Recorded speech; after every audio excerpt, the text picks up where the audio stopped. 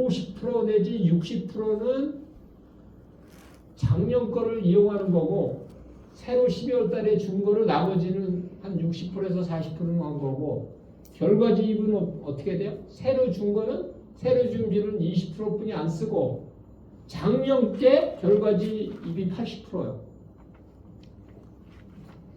과일은 어떻게 돼? 과일은 작년 게 60%, 12월 초에 준 게 40%를 써요. 이 얘기는 무슨 얘기냐?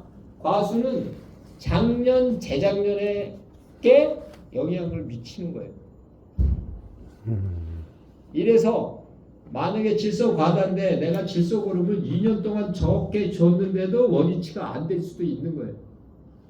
왜? 그거는 그 전에 어떻게 관리하냐에 따라서 나오니까. 그런데다 유박 같은 거나 또는 포대거름을 많이 주면 그 영향이 4년 정도까지 미치니까 영향이 가는 거죠. 그래서 이게 어려운 점이에요. 만약에 우박을 맞았다. 우박을 맞았으면 그 과일을 다 따내는데요. 길러야 돼요. 예, 길러야 됩니다. 안 길르면 수세가 튀어버리니까 내년이 문제 생기는 거죠. 이게 어려운 점이죠. 이게 어려운 점이고 제일 마음 아픈 점이죠.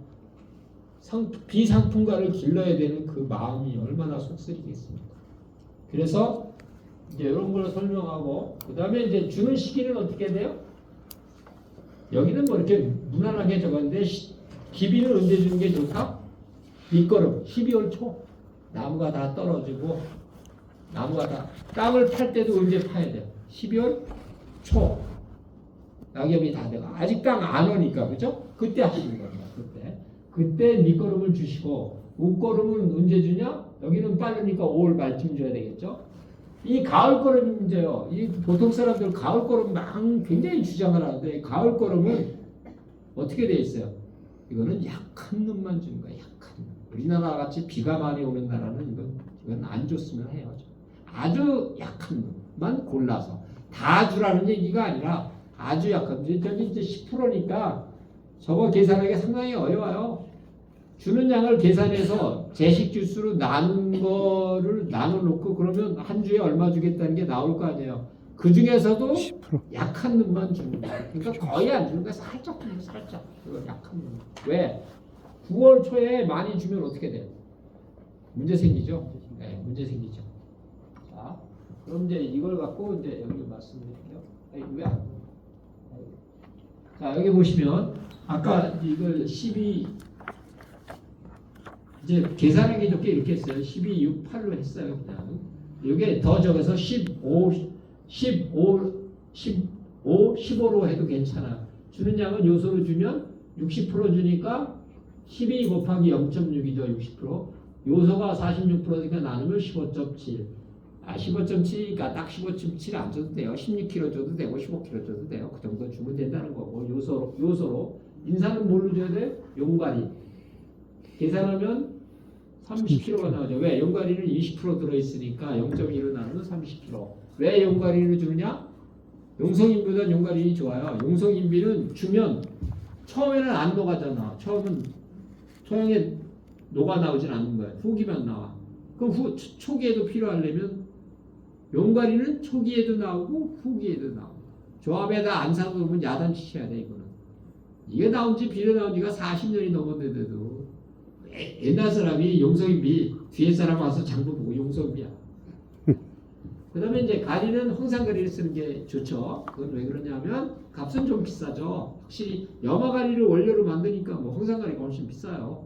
그래서 황산가리를 주면 당도도 좋아지고 과피색도 좋아져서 가능한 한 이제 황산가리를 쓰시는 게 좋고 그래서 이제 계산하는 양에서 이만큼 주시면 되는데 오라스네.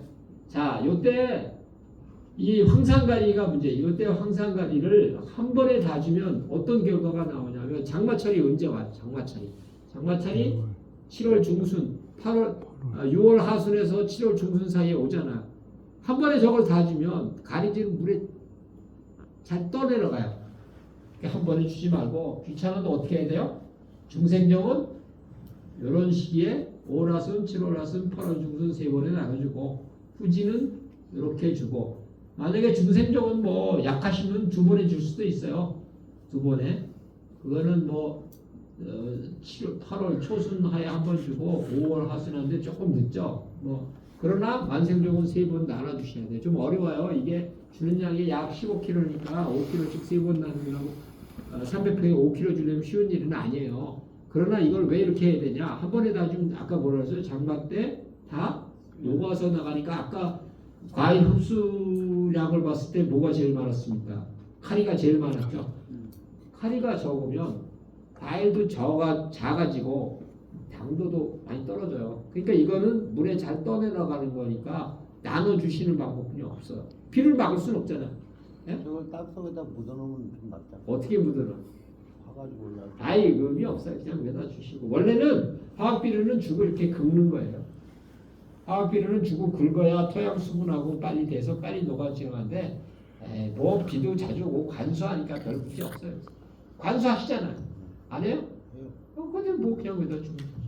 옛날처럼 뭐 땡땡 가문대 오면 문제겠지만 그냥 한번 주고 땅속에다 묻어놓으면. 하는 거 더 좋지. 그 대신 완전히 묻는 게 아니라 렉기로 이렇게 긁는 거죠. 더 좋지.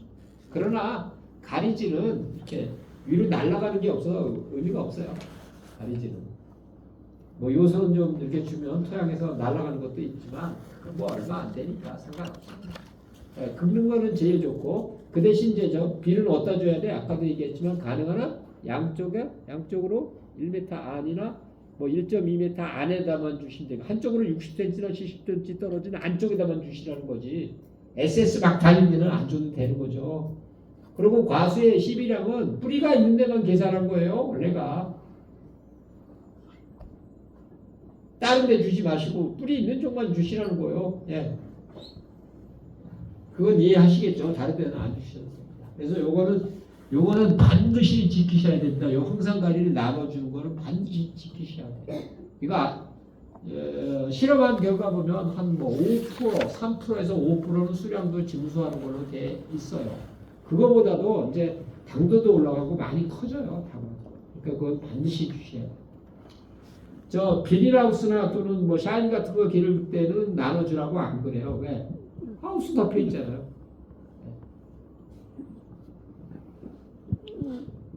이제 여기 이제 여러 가지 있죠. 여러분들한테 직접 바로 해주실 거.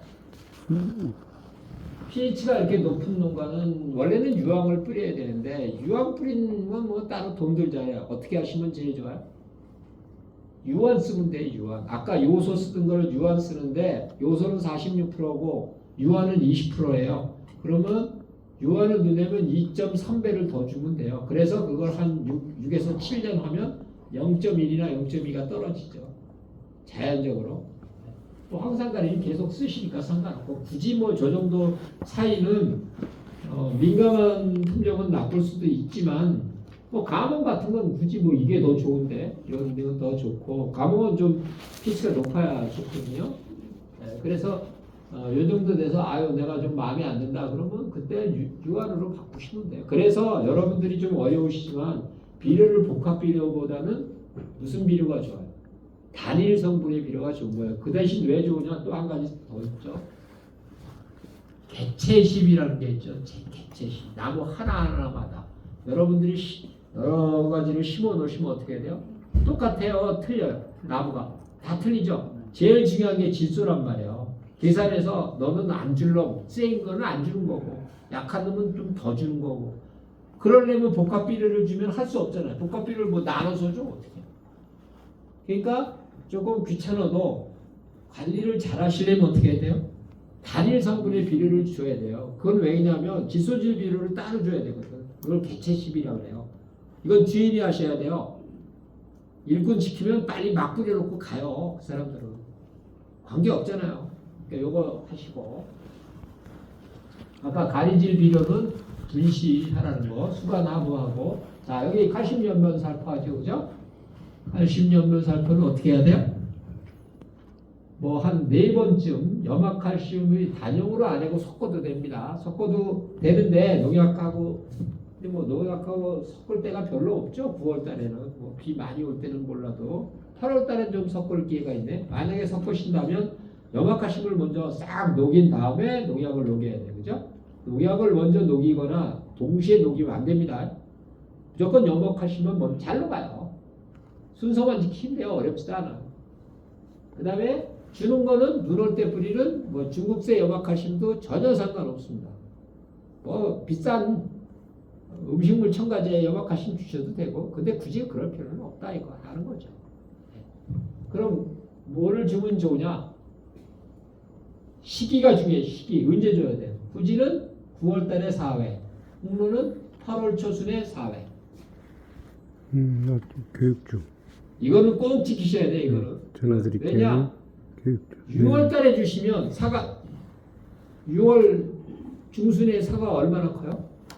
요만 해려나? 6월 요것도 될까 말까죠? 요 정도 돼요? 6월 중순에 사과? 네, 요 정도 될까 말까죠, 그죠? 요 이제 왜 이런 말씀을 드리냐면 칼슘은 연면살포라면 잎에도 맞고 열매에도 맞고 뭐 신초도 맞고 다 맞잖아요, 그죠? 뿌리니까. 그러면 다른 성분들은 잎에 맞은 놈이 어디로 가요? 과일로 가는데 칼슘은 전혀 안 가요. 전혀 안 가요. 칼슘은 잎에 맞은 놈은 잎에만 있고 이제 과일 표면에 맞은 놈은 과일 표면에만 흡수돼요. 그러면 요만했을 때 뿌리는 게 좋아요? 이만했을 때 뿌리는 게 좋아요? 클 때 뿌리는 거죠. 클 때가 언제냐? 실험을 해보면 저런 시기. 옛날에는 왜 6월달에 뿌리라는 얘기를 첫 번에 해서 자꾸 농가들이 그걸 이상한 식으로 듣냐면 옛날에는 봉지를 씌웠어요. 봉지를. 예? 봉지를 씌우고 연면살포를 하면 안 묻으니까 흡수가 돼요, 안 돼요? 그러니까 봉지 씌우기 전에 2번, 봉지 9월 말에 벗기니까 봉지 벗기고 2번이에요. 뿌릴 시기가 없으니까 9월 말에 쓰면 금방 10월인데 흡수도 안 하는데 어떻게? 그런 걸 괜히 물론 뭐 뿌리면 요만큼 있을 때는 얼마 안 들어갑니다. 이거 나중에 이렇게 커지면 희석돼서 뿌리나 많아요. 그럼 언제 뿌리는 게 제일 좋아요? 홍로는 8월에 4번, 후지는 9월에 4번. 그것도 일주일 간격으로.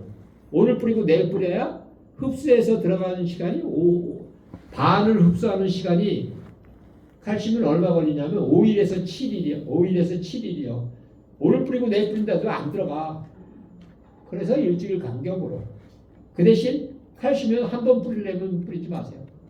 그건 뭐 들어가는 양이 없어서 뿌리려면 한 3번 이상 뿌려야 돼요. 그러니까 4번 정도 저희들이 권하고 있고, 가장 값싸고 이 시기를 잘 지켜야 돼. 이거 자꾸 어디 가면 질문하고 자꾸 농약 장사들이 많이 뿌려서 뭐 잎도 안 나와, 심지어는 잎도 안 나왔는데도 뿌리라 그러죠. 목면십이라고. 그런 적은 없어요. 숲에서 흡수하지는 않아요. 그 숲에서 흡수하면 노벨상가 말이죠. 노벨상. 근데 왜 목면십이 얘기가 나와요? 그런 언어조차 없어요. 사기꾼들이 만들어내는 언어. 이런 거랑 똑같아요. 여러분들이 아주 쉬운 얘기했죠. 퇴비는 발효 아니에요.